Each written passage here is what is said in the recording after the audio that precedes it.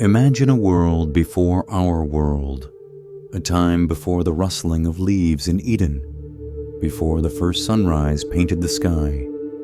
Picture eternity stretching out, an unbroken silence pregnant with possibility. Then a chorus erupts, the sons of God, enigmatic beings, witnesses to creation itself, their existence a whisper hidden within the ancient texts. Who were they? And if Adam was indeed the first man, how could they have preceded him? Prepare to question everything you thought you knew. For the story of creation may be far more intricate, deliberately layered, concealing a prior divine order, a secret genesis that was lost, perhaps even intentionally erased. Today, we embark on the daring quest to excavate this buried truth, a mystery veiled by centuries of tradition and locked within forbidden scriptures. Could the sons of God be remnants of a creation that predates our own reality? Could the answers to the questions you never dared to ask be waiting just beyond the veil? Prepare to delve into a divine enigma that promises to challenge the very foundations of your understanding. Stay vigilant, for what follows will reshape your perception of existence. This is not merely historical inquiry. It is the dawn of a revelation that will alter your worldview. Let us begin. The sons of God, a hidden creation mystery before Adam. The Bible initiates not with chaos, but with profound glory. In the beginning, God created the heavens and the earth. These words resonate through the ages, establishing a creation infused with order, purpose, and awe. Yet, upon closer inspection, beneath the lyrical grace of Genesis, a faint echo emanates from an older corner of Scripture, a realm where the story begins before the beginning. In the book of Job, often regarded as the oldest written text in the Bible, God Himself poses a question that destabilizes our accepted knowledge. Where were you when I laid the foundations of the earth? When the morning stars sang together, and all the sons of God shouted for joy. Job 38, 4-7. Reflect on that image. The earth was still unformed. Darkness and light remained undivided. Adam had not yet been sculpted from dust. Yet they were present, singing, rejoicing. Who were these witnesses to the earth's genesis? Have you ever contemplated the possibility of joy resounding in heaven before humanity existed? Who were these Benet Elohim, sons of God, whose jubilant cries echoed before the dawn of our world? The Hebrew text does not offer mere metaphors or poetic flourishes, but denotes beings of divine essence. Neither human nor angels in the conventional sense, but something distinctly other. Genesis meticulously chronicles the formation of creation, from the void to the stars to the seas. However, Job unveils a hidden vista, a glimpse into a pre-Adamic epoch. Could Genesis narrate the story of this earth without representing the totality of creation? What if an earlier chapter existed, one largely expunged from our collective memory? Envision standing at the precipice of that primordial moment. No sun, no soil, no breath of Adam, only the song of stars and the resounding elation of celestial beings beholding God's hand traversing eternity. What would it feel like to stand among them, witnessing the universe unfurl? Could you bear the weight of the truth concerning what preceded humanity? And why does Genesis remain conspicuously silent about their origins and purpose? Might these sons of God have been more than mere observers? Could they have been active participants in an ancient divine order? An original realm populated by intelligent beings tasked with purposes beyond our current comprehension. Certain ancient writings, dismissed over the centuries for their unsettling nature, portray them not as mythological figures, but as the first creation. A creation predating Adam, a creation that subsequently fell, or was deliberately concealed. We are now venturing into sacred territory, into realms that Scripture hints at, but does not explicitly reveal, into domains that only the most courageous dare to explore. What if the true beginning commenced not with humankind, but with something older, something eternal, and something God chose to obscure? Among the scrolls of forgotten wisdom and primordial awe resides the Book of Enoch, a text once revered by early Jewish sects. Although excluded from the modern biblical canon, its pages ignite with revelations that challenge even the most steadfast theological beliefs. This is not folklore. It is the account of beings known as the Watchers, celestial guardians initially assigned to observe, not to rule. Yet, they exceeded their mandate. They transgressed a boundary established by God Himself. These divine beings, designated as sons of God, descended to earth, initially driven by curiosity and intention, not by rebellion. They imparted sacred knowledge to humanity, unlocking secrets of metallurgy, enchantment, astrology, and the arts of seduction. Knowledge that was not theirs to bestow. What motivated them? Compassion, arrogance, or a desire to reshape creation according to their own designs? Here lies the initial tremor of the fall, originating not on earth, but in the celestial realms. Genesis 6 offers a fleeting, cryptic mention of these beings. The sons of God saw that the daughters of humans were beautiful, and they took them as wives. Genesis 6-2. Enoch expands upon this cryptic verse, revealing the full descent, both literal and spiritual, of these once holy beings. They were not rebellious outsiders, but integral members of a divine hierarchy, an ancient order with power, purpose, and a presence that predated Adam. Have you ever paused to ponder what kind of being would forsake heaven to consort with mortals? What allurement could be so irresistible that they would risk divine retribution? And if they genuinely shared forbidden wisdom, what price did humanity unknowingly incur? The consequence was swift and eternal. The Watchers were bound in darkness, confined to a prison forged not of stone, but of spiritual chains, fashioned by divine judgment. Their story transcends mere disobedience. It speaks of origins, of a shattered, primordial glory. The mystery persists. The discovery of the Dead Sea Scrolls, concealed in desert caves for nearly 2 millennia, unveiled another fragment of the forgotten puzzle. These ancient texts speak of cosmic chaos, failed creations, battles between realms of light and shadow, and a war fought not between nations, but between realities, all preceding the existence of humanity. Could Adam represent not the beginning, but a reset? Imagine being taught that Adam was the first.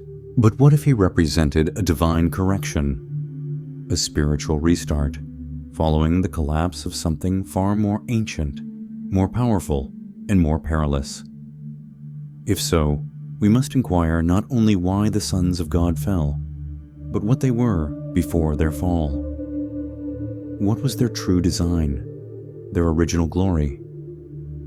Perhaps what we refer to as creation is not the Genesis, but a recovery from a catastrophic spiritual collapse that rewrote heaven's order, compelling God to begin anew, this time with dust, breath, and a novel kind of being.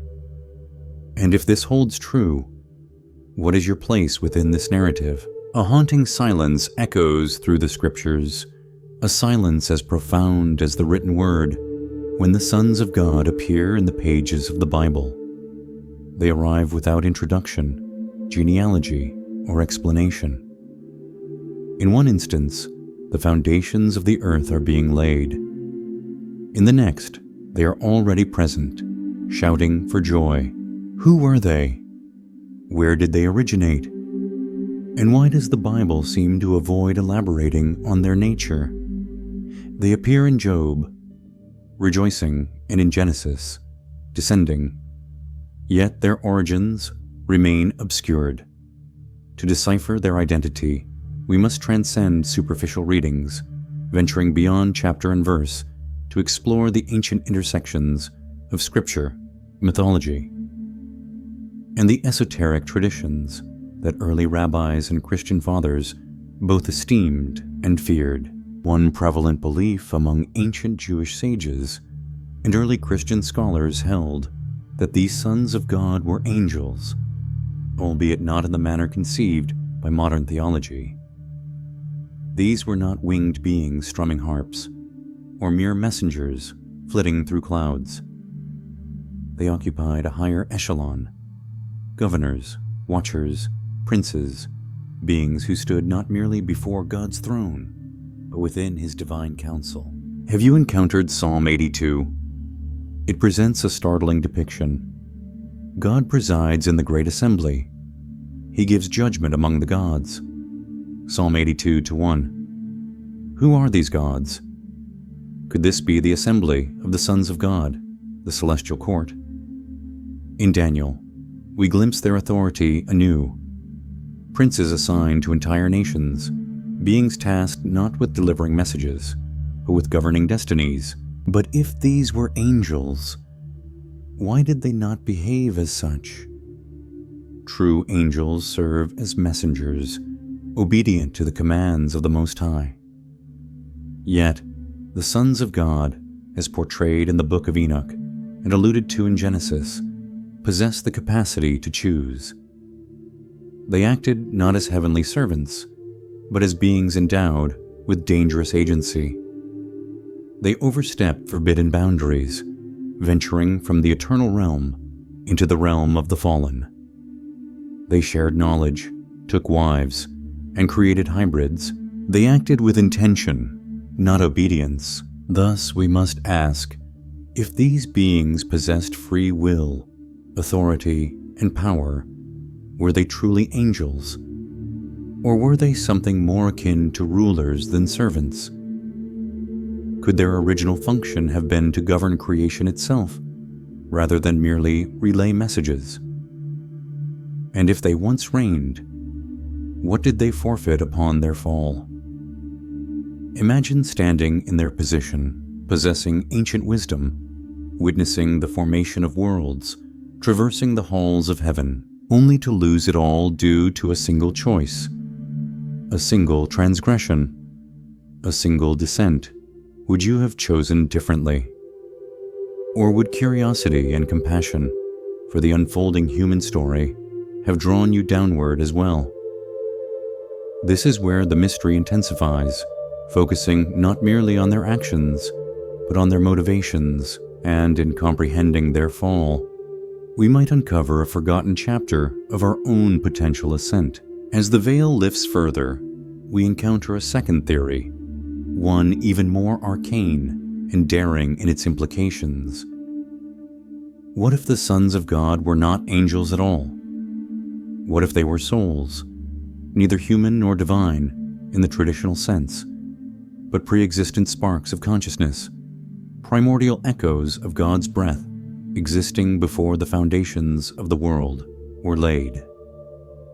Jewish mysticism, particularly the ancient teachings of Kabbalah, alludes to such entities. In these sacred mysteries, we encounter the concept of souls not born from dust, but flowing from divine emanations, Shas Sephirot, ripples from the infinite light, the Ein Sof. These were not created within time, but before time, not composed of matter, but of divine essence. Some of these luminous souls remained in the upper realms, while others fell, were exiled, and scattered like shattered glass, fragments of glory descending into the broken vessel of creation. Can you sense the weight of this possibility? That before the world was shaped and populated, even before Adam breathed, souls already existed, watching, choosing, falling. Does this resonate within your spirit? The prophet Jeremiah records God's words, "Before I formed you in the womb, I knew you." Jeremiah 1:5. This verse is frequently quoted, yet seldom scrutinized. Was God merely expressing foreknowledge? Or was he unveiling a forgotten truth, that your essence may have existed long before your physical form? What if this was not poetry, but memory? According to certain mystical traditions, Adam was not the initial creation, but the tikkun, a divine repair for a cosmos already fractured. The world as we know it, humanity as we understand it, may be God's second act, not a beginning, but a response. In this interpretation, the sons of God were neither heavenly messengers nor rebellious angels, but souls, ancient and radiant. Souls once clothed in light, now veiled in flesh or swallowed by shadow. Could some be walking among us even now, unaware of their former existence? Could you be one of them? Have you ever felt disconnected from this world, as if your soul remembers something your conscious mind cannot access? What if your very existence serves as a clue that you once belonged to something eternal, something that shattered and now yearns to be restored? This theory transcends the explanation of the sons of God, redefining the human narrative. It suggests that you are not merely a body striving to become spirit, but a spirit attempting to remember.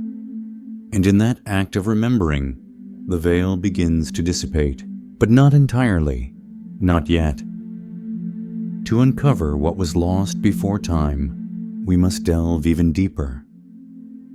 For those willing to peer further into the hidden layers of Scripture, a third theory emerges, one so audacious that it challenges the very structure of the Genesis account itself. It is known as the gap theory, and once you encounter it, your interpretation of the first chapter of the Bible may be forever transformed. Genesis 1:1 declares with majestic authority, "In the beginning, God created the heavens and the earth." Yet, the subsequent verse takes an unexpected turn. Now the earth was formless and empty. Darkness was over the surface of the deep. Genesis 1:2. To the casual reader, the transition appears seamless. However, the underlying Hebrew reveals a more cryptic narrative. The word translated as "was" in this verse, haya, can also signify became, implying a shift, a transformation, a fall. Thus, we must ask, what if the earth did not originate as formless and empty, but became so? Could a cataclysmic event have transpired between the first and second verses of Genesis? A divine rupture that left a once beautiful world in ruins, a world judged, erased, and entombed beneath cosmic silence. This is not mere conjecture. Echoes of this forgotten world resonate throughout the myths and memories of ancient civilizations. In the epic tales of Mesopotamia, divine beings are said to have crafted realms, only to witness their descent into chaos. The Egyptians, too, recounted stories of the Imam, a divine order that perished in fire and judgment. These narratives, separated by geography and culture, share a chilling common thread: a first creation lost in destruction. Could the sons of God have served as rulers or caretakers of that forgotten world? A world preceding Adam, structured, spiritual, and potentially radiant, yet one that succumbed to rebellion or ruin. necessitating its complete annihilation. Imagine a world crafted with exquisite beauty, governed by beings of divine intelligence. Imagine witnessing that world collapse if you were among them, one of the sons of God. Would you retain memories of it? Would the anguish of that fall resonate within your very being? What if the chaos described in Genesis 1-2 is not the inception of creation, but the aftermath of divine judgment? This would suggest that Adam was not the first man, but the first of a new beginning, a spiritual reboot, a sacred restoration project following an unspeakable fall. And if this is true, what was lost before Adam? Who remembers it, and why does Scripture conceal it in silence? Could it be that God formed man from dust rather than light, precisely because something of light had already fallen? And if you now feel drawn to mysteries that seem older than time, if your soul senses the pull of forgotten realms, strange dreams, or inexplicable longings, you must ask yourself, are you participating in the recovery? Or do you carry a memory of what came before? If the sons of God were indeed remnants of a reality preceding Adam, whether angels of high rank, ancient souls born before time, or divine beings from a world now lost to silence, their descent was not merely an act of rebellion. It was a rupture, a violation not only of a rule, but of the very fabric of divine law that once maintained creation in perfect balance. The Book of Enoch identifies them explicitly. The Watchers, beings appointed not to intervene, but to observe. They were stationed at the periphery of the human story, guardians of order, never intended to tamper with the timeline. But then, something shifted. Was it desire, curiosity, or perhaps compassion? Did they perceive humanity as vulnerable and nascent, and feel compelled to intervene? Regardless of the motivation, the moment they descended, they did so knowingly, and they did not arrive empty-handed. They introduced knowledge, forbidden knowledge, divine technologies never intended for mortal hands. According to Enoch, these Watchers imparted to humanity the art of warfare, the methods of forging swords and shields, the strategies for domination through steel. They unveiled secrets of metallurgy, enchantments, and celestial movements. They taught women the use of cosmetics and men the secrets of roots and herbs, not for healing, but for manipulation. Thus, divination was born. This was a premature awakening, a floodlight cast upon minds still flickering in the dawn of conscience. Power without purity, wisdom without worship, knowledge without a moral compass, and like a spark in dry tinder, it ignited chaos. Have you ever pondered why certain things feel too potent for human control? Why some knowledge, despite its allure, seems to carry a hidden cost? Perhaps it is because not all wisdom was destined to be unveiled within this realm. Perhaps certain doors were never meant to be opened.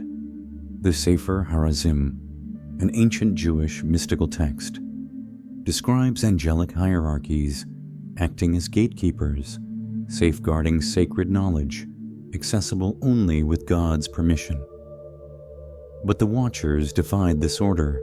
They circumvented heaven's protocols, handing humanity keys to secrets we were ill prepared to wield.